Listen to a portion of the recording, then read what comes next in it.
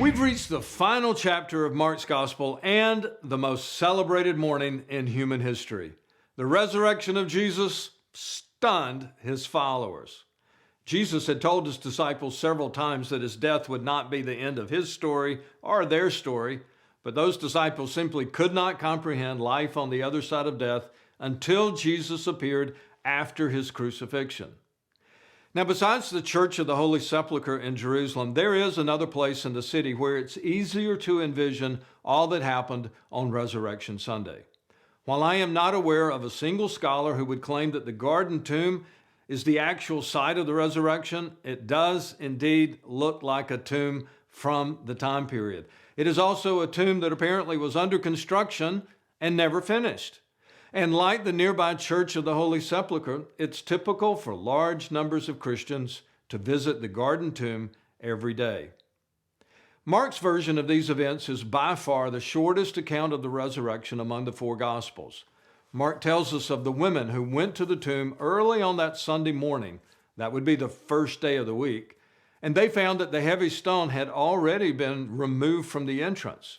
There was also an angel who gave them the news that Jesus was alive. And despite the angel's assurance that they should not be alarmed, they fled from the tomb and left the garden trembling and bewildered. And that's where the Gospel of Mark originally ended. There is more to the Gospel. We're going to cover that tomorrow, but your Bible probably includes a note that these final verses of the 16th chapter were a later addition to the Gospel of Mark. So, when Mark first wrote these words, this is the end of the story. It's almost like he ran out of room. From a practical standpoint, that may be exactly what happened. Scrolls of papyrus from Egypt come in standardized lengths even today. I purchased this scroll and no one asked me how much papyrus I wanted. It's like, hey, thanks for the money, here's your scroll. When we buy packages of paper today, hey, can you hear the word papyrus and the word paper? When we buy paper today, we buy standardized amounts too. Now, I want you to take a look at the four Gospels. Mark is about half the length of the others. No one knows for sure if he intentionally wrote such a tight narrative to fit on one scroll of a certain length, but clearly it's possible. And if that scroll size was a little less expensive because of its shorter length, then that would help to get the message out to a larger audience faster. Other people would be able to copy his words on the same size scroll. It would have been the most affordable way to get the first written gospel to as many people as possible.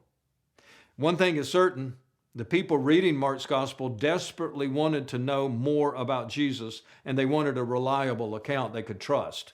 And some of them needed to know this in a hurry.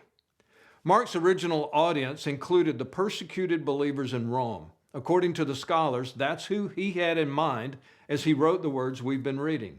In fact, if the earliest traditions are correct, Mark was living in Rome when he wrote this first biography of the life of Jesus. Those early believers in Rome spent a lot of time fleeing from the authorities, depending on which emperor was in charge, claiming that Jesus was Lord instead of the emperor. Well, that could be extremely dangerous. So the first people reading this first account of the resurrection would have resonated with the trembling and bewildered emotions of the women who first discovered that the tomb of Jesus was empty. And don't forget, even though Mark ended his gospel here, the believers in Rome would have known many more stories of what happened after this first discovery of the empty tomb. Before Mark recorded all of these words on paper, the stories about Jesus had been circulating in an oral fashion for several years. People had been telling the stories. Soon enough, Matthew, Luke, and John will record more of these details in their own written accounts of the life of Jesus. As always, we need to remember that Mark was an assistant to Simon Peter. He was a disciple of Simon Peter. Also, he grew up in Jerusalem. That means almost certainly he would have been an eyewitness to the resurrection.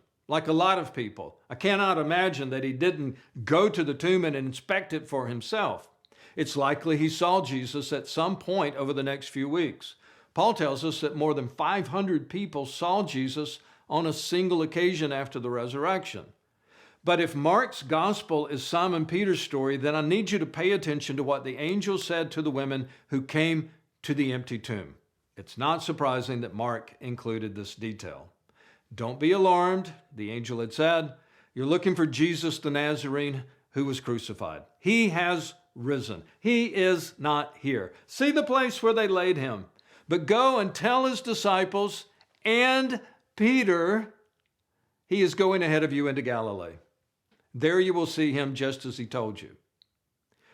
Can you imagine all the emotions Simon Peter must have had over the last week of the life of Jesus? He had wanted so badly to be a brave disciple. He had wanted so much to be a leader in the Jesus movement. He was so proud to be so close to Jesus. And then he had made some of the biggest mistakes of his life. He made mistakes faster than he could keep track of all of his mistakes. He had denied Jesus so loudly and so often and with such intensity, it took him a while before he even realized a rooster was crowing. We have no hint that Simon ever made it to the cross while Jesus was dying. We don't know where he was when Jesus needed him the most. Simon's personal failures must have been devastating to him. And maybe that's an emotion you can relate to. A lot of us join the Jesus movement with great motives. I guess we all do. We have every intention of being good disciples. And then the mistakes come. Oh, there's an embarrassing moment or so. Old habits return. Shame becomes a constant companion. Doubts sneak in. You wonder if Jesus even wants you. You wonder if you even understood the gospel in the first place. That's where Simon Peter was. He was so convinced that Jesus had no more need for him, that he was disqualified. He went home and started fishing again. And yet, what had the angel said? Go tell the disciples and Peter that he will meet you in the Galilee. And that's what happened. Jesus came to where Simon was fishing and called him to follow again. That story is recorded for us in John 21, and if you've never read it, you really should. It is an amazing message of grace. And this is the reality of the resurrection. It's as if the angel is still saying, don't be afraid. Go tell all the disciples, and be sure to tell that one. Be sure to tell you that Jesus is alive, that he is risen, and that he has never and will never give up on you.